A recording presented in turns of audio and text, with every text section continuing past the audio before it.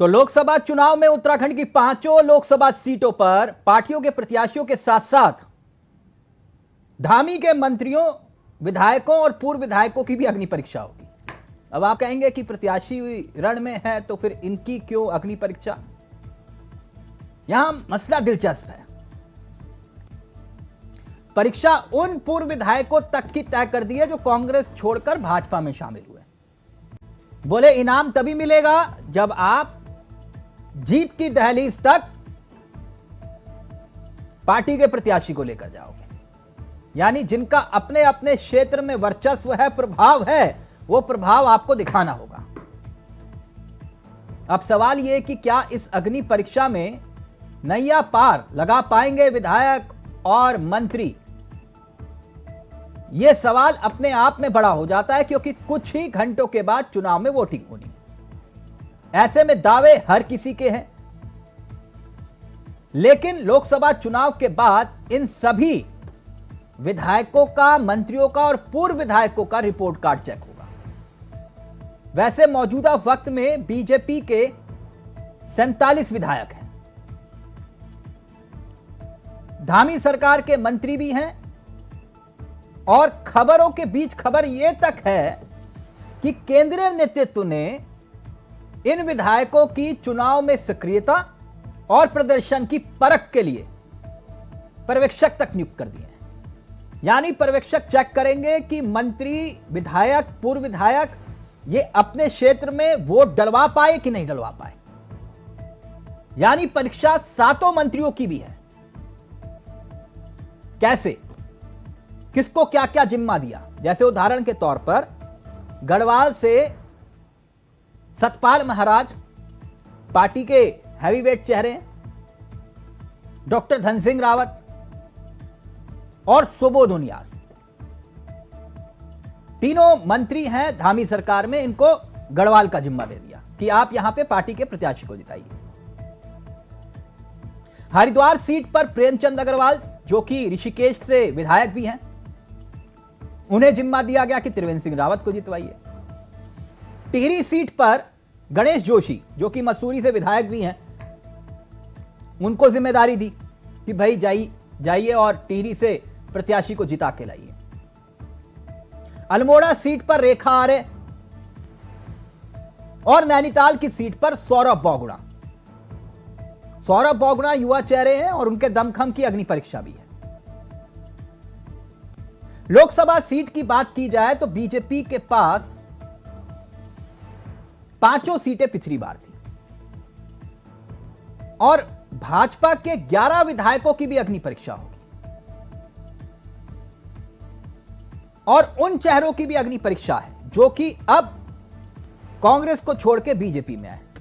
पुरोला में पूर्व विधायक मालचंद, गंगोत्री में विजयपाल सिंह सजवाण, टिहरी से दिनेश धने भाजपा में शामिल हुए। अब उनके दमखम की अग्नि परीक्षा यहां से शुरू होती है। हरिद्वार लोकसभा सीट बीजेपी के 6 विधायक हैं और कांग्रेस के 5। ऐसे में उनको भी साबित करना होगा हरिद्वार में अपने अपने विधानसभा क्षेत्र से बीजेपी के पक्ष में वोट डलवाने के लिए। मॉनिटरिंग हो रही है, पर्यवेक्षक तय हुए हैं। अल्मोड़ा सीट, यहां बीजेपी के 9 विधायक हैं, 5 विधायक कांग्रेस के। यानी कि सबकी जिम्मेदारी और जवाबदेही तय कर दी गई है। अब यहां पर जो फेल होगा फिर चुनाव के बाद उसकी खैर नहीं। कुल मिलाकर तो अब यहां पर धामी के मंत्रियों, विधायकों और पूर्व विधायकों की परीक्षा भी है कुछ ही घंटों के बाद वोटिंग में। तो आज इसी मुद्दे पर करेंगे चर्चा। हमारे साथ कुछ नेता भी इस कार्यक्रम का हिस्सा बनेंगे, लेकिन उससे पहले आपको सुनाते हैं कुछ बयान और फिर सीधा रुख करेंगे अपने मेहमानों की तरफ। भारतीय जनता पार्टी ने बड़ी रणनीतिक ढंग से इस लोकसभा चुनाव में इस चुनाव को लड़ा है, और हम केंद्र सरकार की और राज्य सरकार की उपलब्धियों को, जो जन कल्याण के लिए, गरीब कल्याण के लिए जो योजनाएं हैं और जो काम किए हैं, इनको जनता तक पहुंचाने में सफल हुई है। और उत्तराखंड की जनता मन बना चुकी है मोदी जी को प्रचंड बहुमत से तीसरी बार प्रधानमंत्री बनाने के लिए। मुख्यमंत्री आदरणीय पुष्कर सिंह धामी जी ने जो काम उत्तराखंड में किए हैं, यूनिफॉर्म सिविल कोड का बिल पास हुआ है और कठोर कानून जो नकल विरोध के लिए बनाया है, धर्मांतरण के विरोध में कठोर कानून बनाया है, इसलिए मैं कह सकता हूं कि उत्तराखंड की जनता ने मन बनाया है कि मोदी जी के हाथों को मजबूत करना है, धामी जी के हाथों को मजबूत करना है।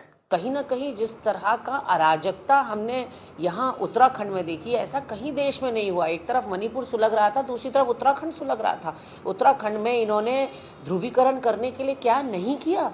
पुरोला को कैसे भूल जाएं, विकासनगर को कैसे भूल जाएं, कैसे हम इनके लैंड जिहाद, धर्मांतरण कानून, यूसीसी के नाम पर जो इन्होंने समाज को बांटने की कोशिश की है उसको भूल जाएं। उत्तराखंड को एक लेबोरेटरी बना दिया भारतीय जनता पार्टी और आरएसएस ने।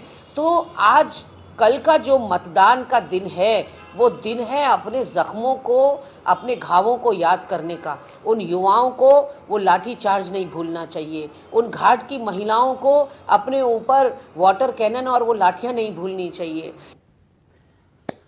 तो मुद्दों का शोर है, दावों पर जोर है। अब देखते हैं आखिरकार किसमें कितना जोर है। सीधा रुख कर रहे हैं अपने मेहमानों की तरफ। आपको बता दें कि हमारे साथ जो मेहमान इस कार्यक्रम का हिस्सा बन रहे हैं वो तीनों आपकी स्क्रीन पर हैं। कमलेश रमन जी हैं, बीजेपी का चेहरा है। शीशपाल बिष्ट जी हैं, कांग्रेस का चेहरा है। कुलदीप राणा जी हैं, वरिष्ठ पत्रकार हैं। आप सभी का बहुत बहुत स्वागत है। कमलेश बहन, पहले आपसे चर्चा की मैं शुरुआत करना चाहूंगा। कमलेश जी, मतलब बीजेपी में मैंने इसलिए भी चर्चा की शुरुआत आपसे की है क्योंकि आपने दोनों पार्टियों के वर्क कल्चर को देखा है, बहुत करीब से देखा है। कांग्रेस में रहते हुए भी कांग्रेस के वर्क कल्चर को देखा, अब बीजेपी में है तो बीजेपी के संगठन को भी। मेरा मानना यह है कि सरकारें तो आती जाती है, ठीक है, लेकिन संगठन महत्वपूर्ण होता है किसी भी राजनीतिक दल के लिए।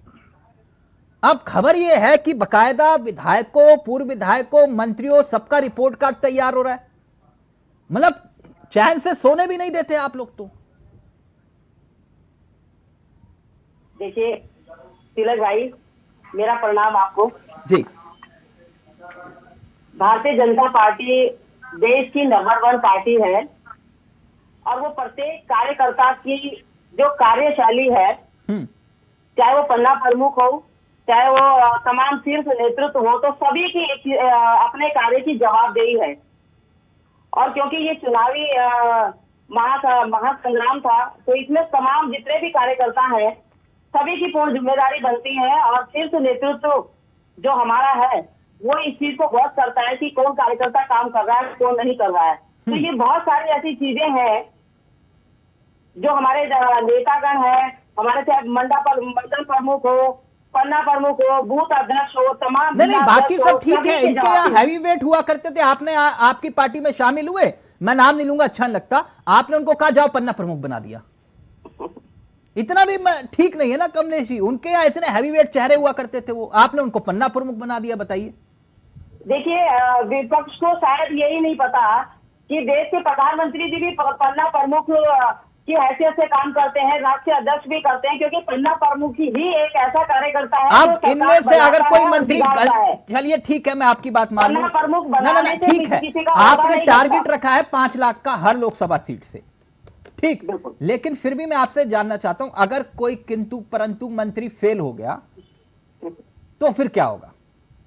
देखिए, कोई किंतु परंतु नहीं है, क्योंकि सभी ने मेहनत की है और अपना जो हमारा विकास का एजेंडा है जिसको लेकर के हम चले हैं पूरे देश के अंदर, तो हमें पूरा यकीन है कि उत्तराखंड की जनता भारतीय जनता पार्टी के पक्ष में कल वोट डालने का काम करेगी, बटन कमल का दबाने का काम करेगी। हमें पूरा विश्वास है। शीशपाल जी, क्या गजब का कॉन्फिडेंस है। देखिए, बीजेपी कह रहे हैं कि बकायदा तय कर दिया, कह रहे हैं कि विधायकों की मॉनिटरिंग करो, मंत्रियों की मॉनिटरिंग करो, इनके क्षेत्र में कौन कहां वोट डाल रहा है सब चेक करो, और उसके बाद जो है सबका रिपोर्ट कार्ड तैयार, पर्यवेक्षक तैयार कर दिए। बताइए इन लोगों ने, आपके यहाँ कुछ ऐसा प्लान कुछ है? देखिए तिलक जी, लोकसभा चुनाव का महापर्व है और हर राजनीतिक दल की अपनी जो है चुनाव जीतने की रणनीति है और राजनीतिक दलों को अपनी रणनीति बनाने का पूरा अधिकार है। और कांग्रेस पार्टी की भी जो है निश्चित तौर पर जो है बूथ लेवल पे जो है जिम्मेदारियां तय की है नेताओं की, और निश्चित तौर पर जिन्होंने विधानसभा के चुनाव लड़े हैं, जो विधायक हैं, जो पूर्व सांसद रहे हैं, सभी की जिम्मेदारियां हैं, जो अन्य जिम्मेदारियों पर है पार्टी संगठन में। नहीं तो सभी को जिम्मेदारी सर, एक होता है आपकी पार्टी का, सर थोड़ा सा वर्क कल्चर अलग है। यहां मसला है मठाधीश वाला, चुनाव लड़ूंगा तो मेरी मर्जी, चुनाव नहीं लड़ूंगा तो मेरी मर्जी। वो कहना है ना, मेरी मर्जी, मैं चाहे ये करूं, मैं चाहे वो करूं, मैं चाहे यहां जाऊं, मैं चाहे वहां जाऊं, कुछ इस टाइप का है आपके यहाँ। मैं गलत तो नहीं कह रहा ना कमलेश भाई, मैंने आपके यहाँ है कि करूंगा तो करूंगा, नहीं करूंगा तो नहीं करूंगा, जा बोल दो, किसको बोलना है। तिलक जी, आपको विश्लेषण करने का पूरा अधिकार है। नहीं, मैंने देखा है, मैं तभी कह रहा हूँ। अगर मैं गलत बोल रहा हूँ तो कमलेश बहन तो आपके साथ काम कर रही थी, पूछ लो उनसे मैं गलत बोल रहा हूँ तो। कमलेश जी का अपना नजरिया होगा, उनकी पार्टी के बारे में मेरा भी बहुत नजरिया है। इस तरीके से वहाँ पूर्व मुख्यमंत्री और वर्तमान मुख्यमंत्री में पूरा नहीं, जिन्होंने लड़ने से मना कर दिया वो आपके लिए क्यों मेहनत करेंगे? वो किसी से छुपा हुआ नहीं है। शीशपाल जी, उदाहरण के तौर पर आपने कहा कि हम बड़े नेता हैं। देखिए, समझिए मेरी बात को, मैं नाम नहीं लूंगा किसी का। शीशपाल जी, आपके यहाँ एक बहुत बड़े नेता है। कमलेश जी कुछ कह रहे। कमलेश जी, आपने शीशपाल जी के दुखती रथ पे हाथ रख दिया और इसीलिए वो तीर मिला गए एकदम। तिलक जी, ये कमलेश जी से पूछे ना, इनके पूर्व मुख्यमंत्रियों और वर्तमान मुख्यमंत्री के बीच का कोल्ड वार खत्म हुआ या नहीं हुआ? इनके जो है हरिद्वार में एक पूर्व प्रदेश अध्यक्ष है, आपके दिग्गज तो मैदान छोड़कर ही चले गए थे कि हमें चुनाव ही नहीं लड़ना। आपके दिग्गज तो कहीं चुनाव में दिखाई नहीं दिए और फिर कांग्रेस के नेताओं की दरियादिली देखिए, बड़ा दिल्ली देखिए कि उन्होंने जो है अपनी नई पीढ़ी को आगे बढ़ाने के लिए, नए लोगों को अवसर देने के लिए, अगर चुनाव लड़ने से जो है अगर मना किया और कहा कि भाई नए लोगों को बढ़ाइए, तो इसमें बुराई क्या है? आपके यहाँ तो जो है सबको जो चुनाव लड़ने की होड़ है, कोई भी नए लोगों को आगे बढ़ने। एक मिनट, कुलदीप जी के पास जाएंगे, लेकिन शीशपाल जी, आपका कोई मित्र है लाइव में कमेंट कर रहा है, लग रहा है कि वह आपका कोई चहीता है, कह रहे कि वो हरक सिंह रावत की ड्यूटी नहीं लगाई थी क्या चुनाव में? निश्चित तौर पर हरक सिंह रावत जी भी जो है पार्टी ने उन्हें जो जिम्मेदारी सौंपी है उसे निभा रहे हैं। नहीं, वो तो निभा रहे, कहाँ निभा रहे वही पूछना चाह रहे होंगे वो शायद। निश्चित तौर पर उड़ीसा में जो है, उड़ीसा में जिम्मेदारी सौंपी है परिवेश की। हरक सिंह रावत उड़ीसा पहुंचा दिया आपने? निश्चित तौर पर जहाँ पार्टी, बताइए, ये गजब खेल हो गया। बताइए, गढ़वाल का इतना बड़ा चेहरा जो कहते थे कि भैया मेरे को 2 दिन पहले बताना चुनाव कहां से लड़ना है, 7 दिन पहले बताना, मैं चुनाव जितवा के लाऊंगा, बस 7 दिन पहले बता देना कहां से चुनाव लड़ना है, लड़ना मैं जानता हूं। आपने उनको उड़ीसा भेज दिया, क्या गजब खेल है शीशपाल जी। हर नेता की जिम्मेदारी कुलदीप जी, और सब अपनी जिम्मेदारी निभा रहे हैं। नहीं, ठीक है, आपके यहाँ तो सभी जिम्मेदारी निभा रहे हैं। जिम्मेदारियां नहीं दिखाई दे रही है, जिताने की या हराने की वो एक अलग बात है। एक मिनट, कुलदीप जी को सुन लीजिए ना, शीशपाल जी, ठीक। एक कुलदीप जी, बीजेपी ने एक नया प्लान तैयार किया, ये होता है ना प्लान ABCD, इस टाइप का मामला है इनके यहाँ। कह रहे कि अब मंत्री और विधायकों के साथ साथ जो बीजेपी में शामिल किए हैं कांग्रेस के चेहरे, उन सबका रिपोर्ट कार्ड तैयार होना चाहिए कि अपने विधानसभा क्षेत्र से वोट डलवा पा रहे कि नहीं। फिर उसके बाद तय करेंगे चुनाव के बाद कि इनको क्या जिम्मेदारी देनी है, लड्डू का डब्बा देना है या फिर कचौड़ी के साथ भेज देना खाली। बिल्कुल तिलक, भाजपा के अंदर ये पिछले कुछ समय में जो बड़े बदलाव आए हैं, हाँ। उसमें जो ये अकाउंटेबिलिटी तय करना अपने विधायकों की, मंत्रियों की, ये जो कार्य संस्कृति विकसित हुई है, इसमें बीजेपी के जो बड़े कार्य, जो कहते थे कि हम बड़े कार्यकर्ता हैं, ऐसे ही एक कार्यकर्ता ने मध्य प्रदेश में भी कहा था ना कि अब हाथ नहीं जोड़ा जाता टाइप, है ना। तो इस तरह की जो मानसिकता थी उसको तोड़ने का काम किया। कई बड़े नेता जो इस मुगालते में थे भाजपा के कि भाई हम बड़े नेता हो गए हैं, अब हम दरी नहीं बिछाएंगे, अब हम ये काम नहीं कर सकते, हम तो सिर्फ चुनाव में जाएंगे, हमें माइक मिलेगा और हम माइक में भाषण दे करके आ जाएंगे, हाँ। या हम टीवी में बोलने के लिए। लेकिन पार्टी संगठन ने ये व्यवस्था और ये दिवा स्वप्न सबका तोड़ दिया है। अब आप जब संगठन में चुनाव के लड़ने के लिए आप उतरे हैं, तो आपको एक आम कार्यकर्ता की तरह उसके मनोबल को भी बढ़ाना है और अपनी कार्य क्षमता और कार्य दक्षता का भी प्रदर्शन करना है कि आप क्षेत्र में कितने प्रासंगिक हैं। नहीं, एक राणा जी, थोड़ा सा मैं आपसे विस्तार से जानना चाहूंगा इस बात को, और दर्शक भी समझना चाहेंगे कि उदाहरण के तौर पर हरिद्वार की सीट या कहीं की भी सीट ले लीजिए जी, वहां 2 बड़े चेहरे हुआ करते थे जी, ठीक, और दोनों में वर्चस्व की लड़ाई थी पार्टी के भीतर। बिल्कुल। पार्टी ने उन्हें को टिकट देने के बाद उसी व्यक्ति को कहा कि तुम्हारी जिम्मेदारी चुनाव जितवाने की। बिल्कुल, ये हुआ ना। अब मैं नाम, कमलेश जी मैंने नाम नहीं लिया, लेकिन उनका हुआ, राणा जी हुआ ना आपके सामने। बिल्कुल बिल्कुल बिल्कुल हुआ है। तो इसका असर पड़ता है। और शीशपाल जी कह रहे हैं हमारे यहाँ तो तय है पहले इस कौन कहां प्रचार करेगा, कुछ इस टाइप का, और बता रहे हैं कि हरक सिंह रावत को ओडिशा भेज दिया। ये तो मुझे पता ही नहीं था। आपकी बात में तिलक एक बात और ऐड करूंगा कि ये तो 2024 नहीं बल्कि जब 2022 में विधानसभा चुनाव हो रहे थे तो उस वक्त भी कैंडिडेट को ये कह दिया गया था, क्योंकि उस समय की आपने राजनीतिक स्थिति ये देखी होगी कि एक तरफ हवा चल पड़ी थी कि भाई भाजपा जा रही है और कांग्रेस आ रही है, ठीक है, और सारे मतलब हम लोग तो कई उस समय की डिबेट्स में भी ये बड़ा मुद्दा हुआ करता था कि कांटे की टक्कर है और तमाम सारी चीजें हैं। लेकिन ये जो फॉर्मूला है बीजेपी का, ये फॉर्मूला बीजेपी ने तब भी अप्लाई किया कि अगर आपको टिकट दिया जाएगा तो आप अपनी विधानसभा से लगती हुई जो आपकी विधानसभाएं हैं आप वहां नकारात्मक प्रभाव नहीं छोड़ोगे, वहां भी आपको उस कैंडिडेट को जिताने के लिए काम करना होगा। तो ये जो केमिस्ट्री में जो बॉन्ड फॉर्मूला होता है ना, चीजों को जोड़ने का बॉन्डिंग, तो ये इक्वेशन बीजेपी की जो प्रयोगशाला है राजनीति की उसमें सफल रही। नहीं, ये बात तो राणा जी सही कह रहे हैं। शीशपाल जी ये बात तो सही कह रहे हैं ना। जैसे उदाहरण के तौर पर आपके कांग्रेस में हरीश रावत जी के बाद एक और बड़े चेहरे प्रीतम सिंह है ना, बेशी है ना, है, तो वो जैसे चक्राता से आते हैं। मैं जितनी बात राणा जी की समझ पाया, गलत होऊंगा तो करेक्ट कर देंगे। वो चक्राता से आते हैं, लगातार चुनाव जीत रहे हैं, गुलाब सिंह जी के बेटे हैं, ठीक, वो लगातार चुनाव जीतते हुए आ रहे हैं। लेकिन वो बड़े नेता खुद को कैसे साबित करेंगे जब वो आसपास की विधानसभाओं में अपना प्रभाव डाल पाएंगे। आप चक्राता तो जीत रहे हैं लेकिन विकासनगर हार रहे हैं उदाहरण के तौर पर, आप यमुनोत्री हार गए, तो फिर आप बड़े नेता कैसे हुए? यही कह रहे हैं ना राणा जी? बिल्कुल बिल्कुल बिल्कुल। हाँ, आप बोलिए बीसी। आदरणीय प्रीतम सिंह जी ने पूरे प्रदेश में जो है जनसभाओं को संबोधित किया, जहां उनको पार्टी ने जिम्मेदारी दी, उन्होंने उस जिम्मेदारी को बखूबी निभाया। और सर जिम्मेदारी तो प्रभारी को भी दी थी आपके प्रभारी तो 1 महीने के बाद दर्शन दे रहे थे। लगातार जो है चुनावी कार्यक्रमों में बेसिकली राणा जी कह रहे हैं कि भाई बड़े नेता का मतलब क्या होता है? बड़े नेता का मतलब क्या होता है?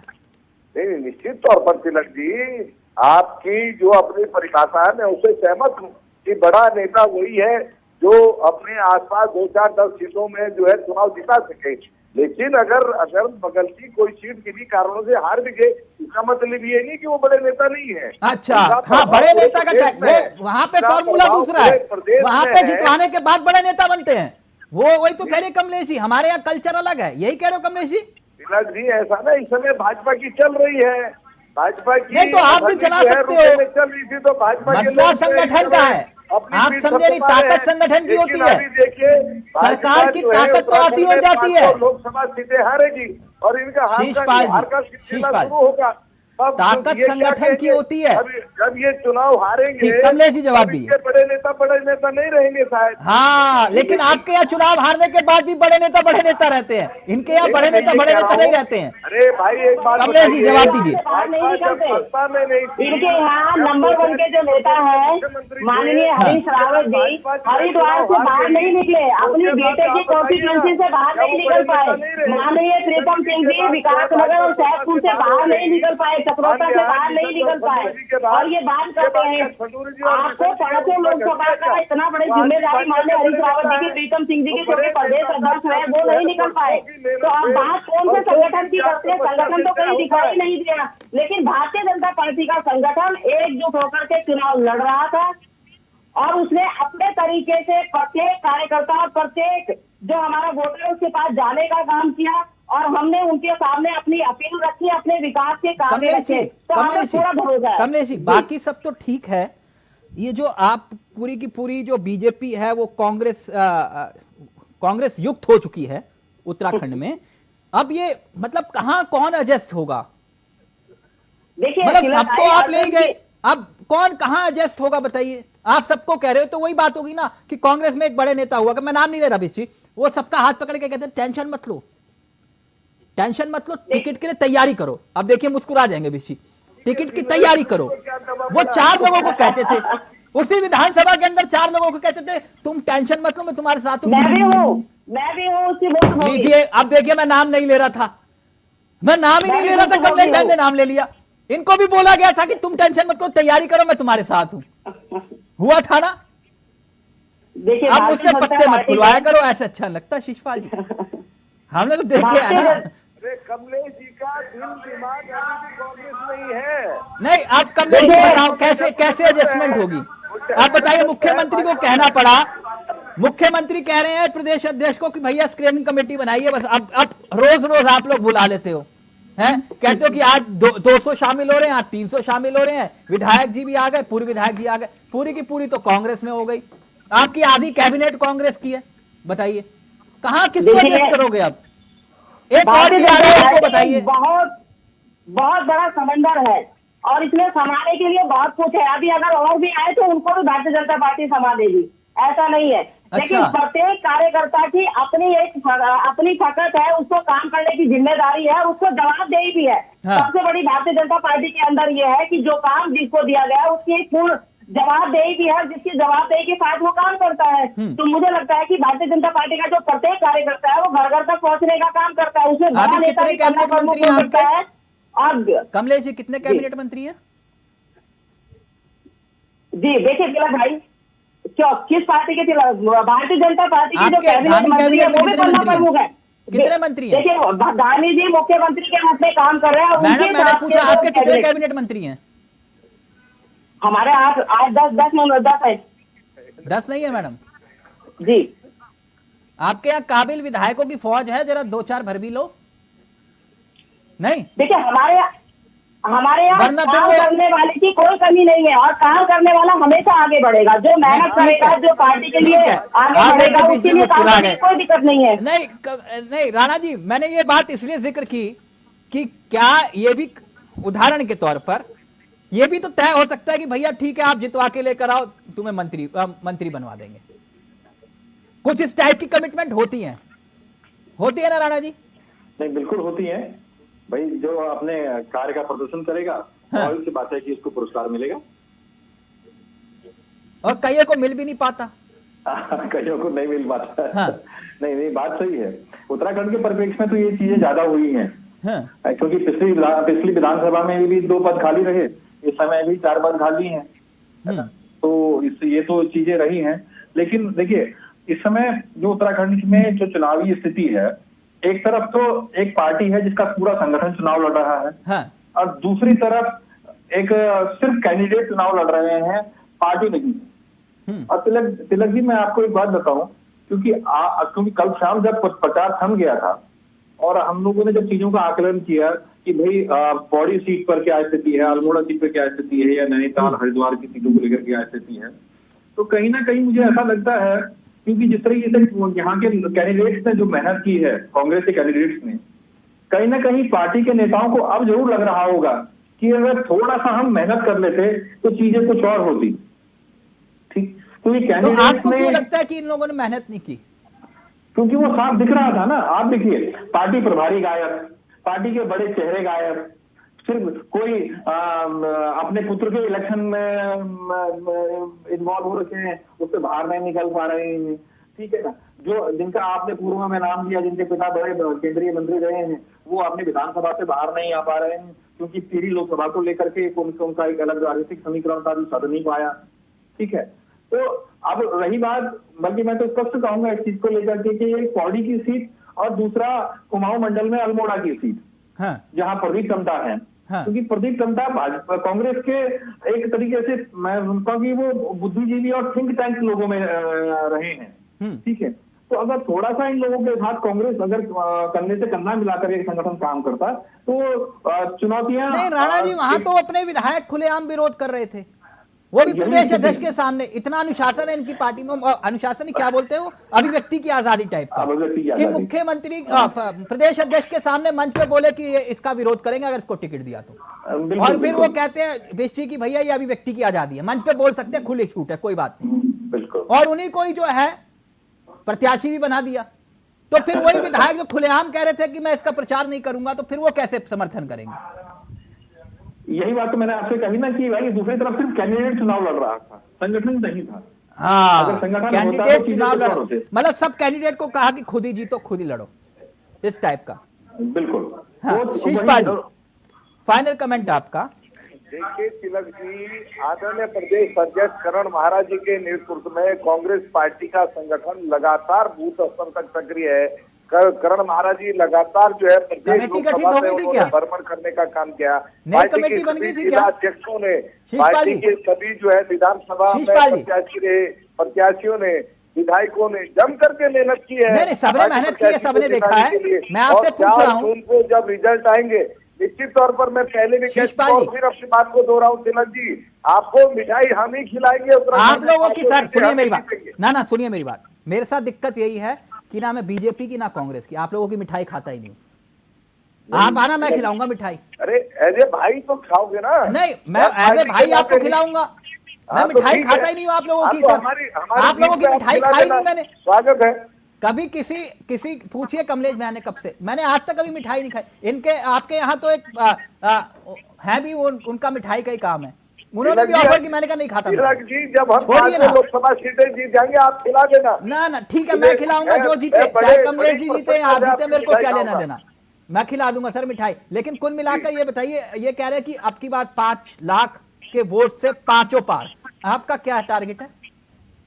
तिलक जी, 5 की 5 लोकसभा सीटें कांग्रेस पार्टी जीतेगी, लेकिन हम अहंकार में नहीं है। हम ये नहीं कहते कि 5 लाख वोटों से जीतेंगे। हाँ। हमें ये विश्वास है कि 500 सीटें हम जीतेंगे और भाजपा 500 सीटें हारेगी। ओके शीशपाल जी, मेरी तरफ से शुभकामनाएं आपको भी, कमलेश जी आपको भी। लेकिन एक दिलचस्प खबर दे दी शीशपाल जी ने कि भैया हरक सिंह रावत जी की ड्यूटी ओडिशा लगाई है। मुझे नहीं मालूम था कि आपने उनको ओडिशा में ड्यूटी लगा दी है। यहाँ भी उन्होंने किया, लेकिन उनको बेसिकली उड़ीसा में जिम्मेदारी है। मैंने हाँ, उड़ीसा में जिम्मेदारी लगा दी हरक सिंह रावत जी की। नहीं, मुस्कुराइए मत कमलेश जी, मैं बड़ा थोड़ा हैरान हो गया इस मामले में सुन के। Thank you so much Sheeshpal ji, आपका भी, कमलेश जी आपका भी, कुलदीप जी आपका भी। तो अभी उत्तराखंड की जनता को तय करना है कि आखिरकार उसके दिल में कौन, तय जनता को करना है, क्योंकि जनता ही जनार्दन है। यही है लोकतंत्र। नमस्कार, जय हिंद, जय भारत, जय उत्तराखंड।